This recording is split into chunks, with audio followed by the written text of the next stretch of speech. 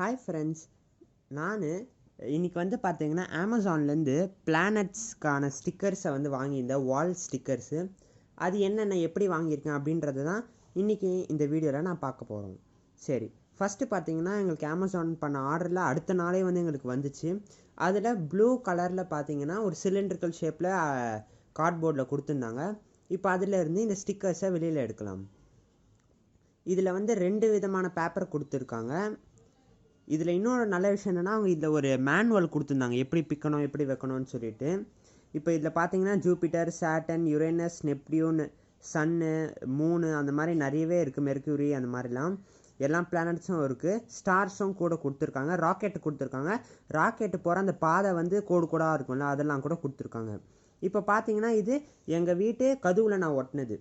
ஆனால் இதில் ஒரு டிஸ்அட்வான்டேஜ் என்னென்னா, இந்த ஸ்டிக்கர் வந்து பார்த்தீங்கன்னா டிரான்ஸ்லூசண்ட்டாக இருக்குது. அதாவது பார்த்தீங்கன்னா இந்த ஸ்டிக்கரை நீங்கள் இப்படி எடுத்து பார்த்தீங்கன்னா பின்னாடி இருக்கிற பொருட்கள்லாம் தெரியும்.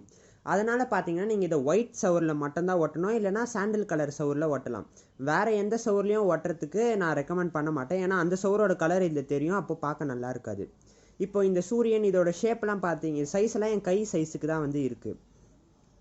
இப்போ இவங்க இந்த ப்ராடக்ட்கான டைமென்ஷனை கொடுத்துருக்காங்க, நீங்கள் பார்த்து வாங்கிக்கோங்க. லிங்க் வந்து டிஸ்கிரிப்ஷனில் தரேன்.